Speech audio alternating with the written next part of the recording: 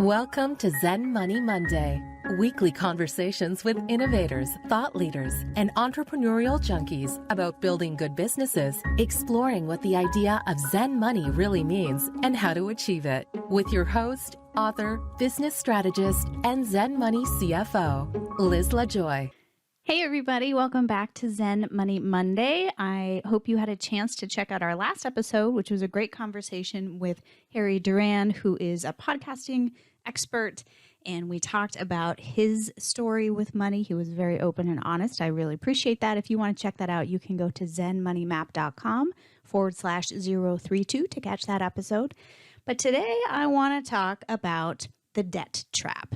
I think that many of us, when we're starting our business, and sometimes far into it, many years into it, we get into this spiral around leveraging debt to start our business, but then we don't really make plans to continue paying it off. And here's the cycle that I see. I see people racking up credit card debts. I see people opening new credit cards because they've maxed out the original ones. I see people going to the bank and getting lines of credit and immediately racking those up. And many times the spend is not necessarily required for them to grow their business in the way they want. Oftentimes the spend is tens of thousands of dollars in, event-related stuff or program-related stuff or, things that we hope are going to move us forward to a next level. Let's say you're pushing up against six figures in your business, have been for a while, and you want to really, cross that threshold and get to a next level. Sometimes we'll invest in a coach or, some kind of learning or a Facebook ad strategist or something like that. All of these things are wonderful tools for us as entrepreneurs. However, sometimes we can get a little click happy in terms of when we're feeling uncomfortable financially, it feels like spending money is the way to get us out of it. Sometimes that's true, but sometimes it just creates this, increasing debt situation. So I want to talk today a little bit about how we can make a plan to pay down debt if you have a high debt load and you're having a hard time managing it.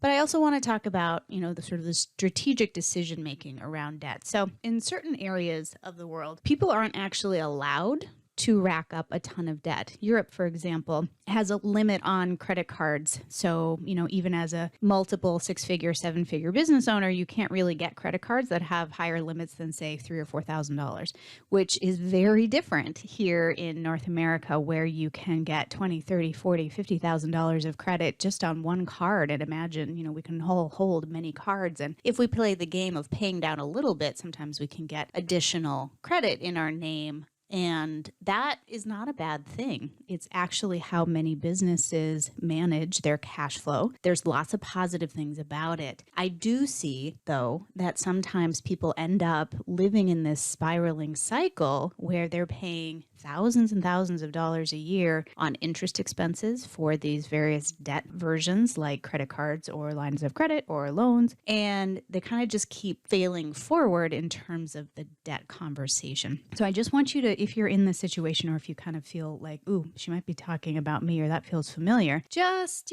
give yourself a minute to take a deep breath and relax. This is not a finger shaking conversation. I just want to give you the opportunity to think about what you're carrying right now, who you owe money to, and how we might be able to wrap our arms around it and put a real plan in place so that you can see progress in your business and not just constantly be in this, I'm only supporting my business because I'm taking on additional debt or liabilities. Because realistically, then we just have a super expensive hobby that we're spending money that we don't even have ourselves to maintain. So if you have been in that place where you've spent a lot of money to try and get to a certain income level in your business and it hasn't happened yet, likely you're still having quite a lot of positive things happening in your business. Likely you're still having some version of revenue. You've probably figured out how to make the needle swing for you. So if you actually look at your numbers, now is a great time with the debt conversation in mind to see where you could trim back on spending and reallocate those dollars toward debt. Where can we look at our pricing so that we can bring some more money in and again, hopefully allocate some of those dollars toward debt. In a recent episode, we were talking about cash flow and giving our money jobs to do. Paying off our debt should be one of your major jobs because again, we end up hemorrhaging money for interest if we don't. And on top of that, there's a massive psychological barrier that happens when we're carrying a really high debt load, or even a somewhat high debt load. Your version of high is,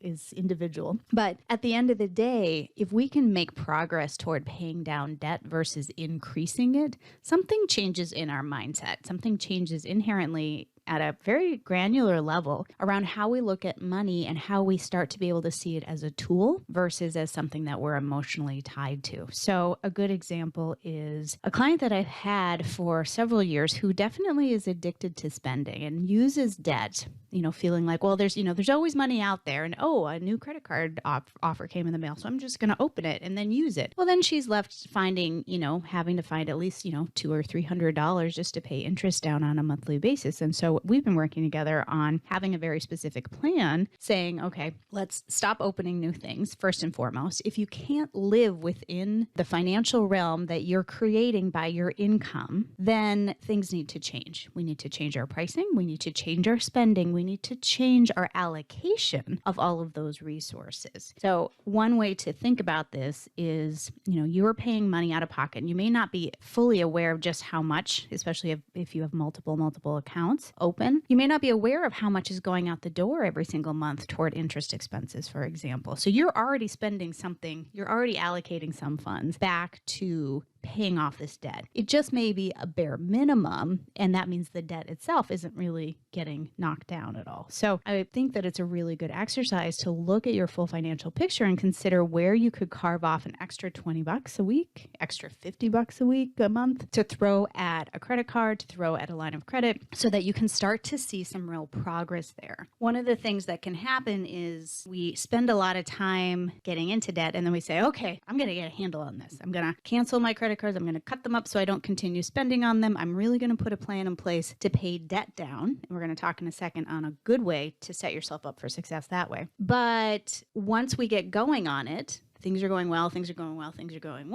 and we're starting to, dig ourselves out of this hole, we kind of get bored with it because it's human nature to get distracted. And so then some new shiny thing comes up and we say, oh my gosh, I just cleared all this debt from this credit card. I have all this, credit available. I'm now going to invest in that new project for my business, regardless of the fact that the business itself still can't afford it or doesn't have the cash on hand to pay for it. And what happens when we get into that spiral is we get a little bit there, and then it's kind of like the tide coming in. The waves come in and then it pushes back, and the waves come in and pushes back. So a lot of times around the debt conversation, we just get very distracted. And so if you can keep track of what needs to happen longer than you may think you need to, you're really going to set yourself up financially very well. I think of it in terms of, we think, great, we've cleared debt. I've climbed out of my basement and I've cleared all my debt down to zero. Really what we want to do is we want to climb out of the basement and then use whatever monies we've been setting aside and paying down towards debt to create a cash buffer so that you can actually, instead of climbing up out of the basement and then immediately getting shunted back down into the basement because we take on more debt because we're like, yay, I cleared my debt. Now I have something to play with. And then away we go and play, and then we're back in the same cycle again. We really want to clear the debt and get to the first floor,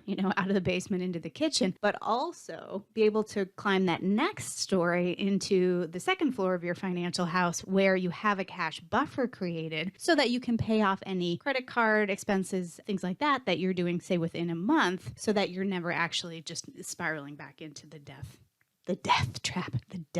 trap. I think that slip was purposeful, maybe. Anyway, I think it can be a hard thing to do, but I want to give you a story on a personal example that really highlights the ramifications of it. When I was in my mid-20s, I was working for a corporate bank in Minneapolis, and I was looking to go do something different.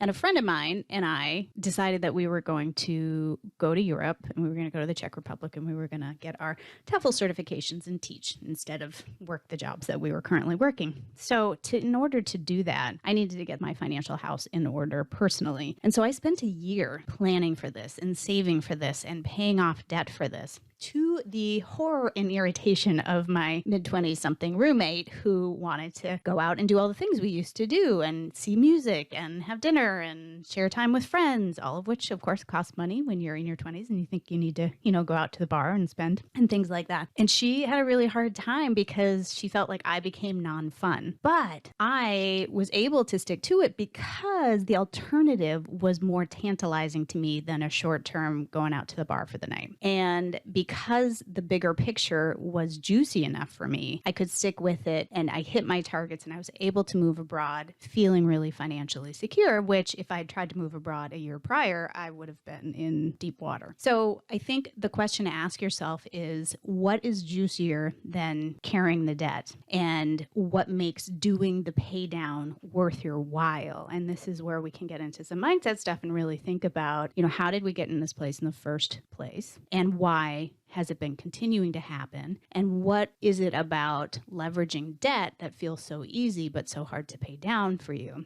At the end of the day, one way we can think about this at a really put your boots to the ground kind of way is to create something called snowball, which you probably have heard of. But you're already spending money to carry debt. So let's take a look at what that is in actuality for every card, for every loan, for every line of credit, and see what's going out your door every single month toward all of that debt, little amounts or big amounts, and add it all up and recognize that, if you add just a little bit more, say to the one that has the highest current interest rate, work on getting that paid down while you're managing the baseline for the rest, that will get knocked off. And let's say you can find an extra $200 a month and you get your highest interest credit card paid off in 6 months. Well, then you have $200 left in your pocket, right?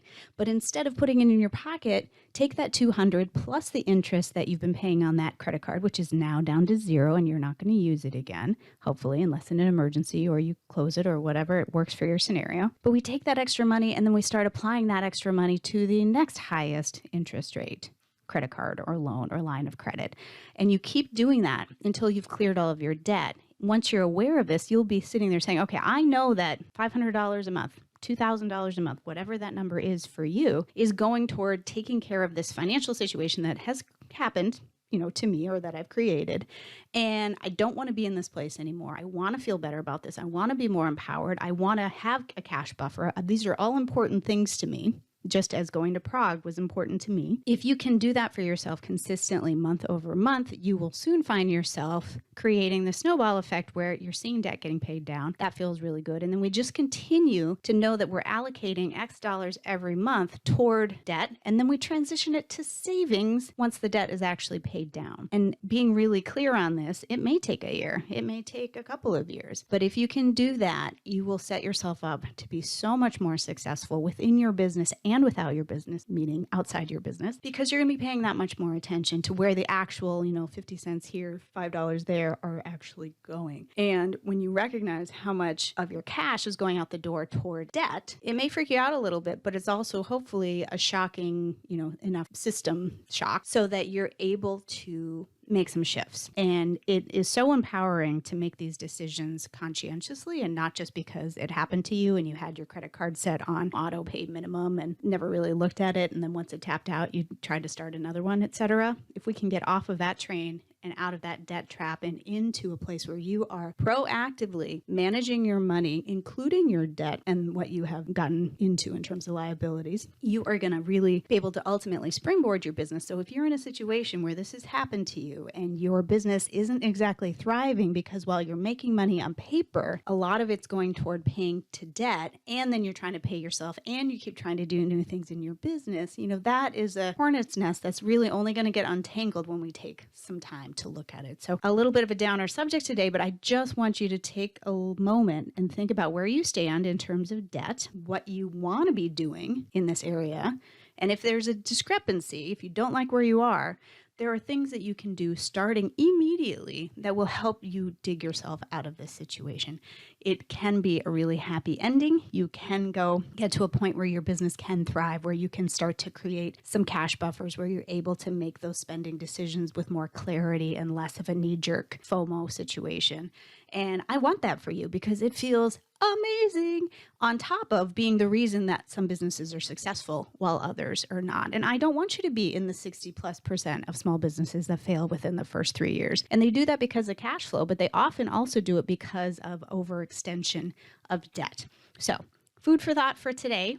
I hope that you find that helpful. Coming up in our next episode, we're going to be talking with Josh Hainum, who is the founder of Interact, an online quiz platform, which is awesome. I'm super excited for that. So stay tuned for that next Monday. And in the meantime, if you would like to start thinking more about how to manage your money at a really granular level, I would love to see you in the Zen Money Mastery Workshop series. It's free. All you have to do is sign up at zenmoneymap.com/workshop, and we will start sending you some more food for thought around the ticky-tacky, detail-oriented pieces of managing your financial health. Hope you guys have a fantastic day. Thanks for listening.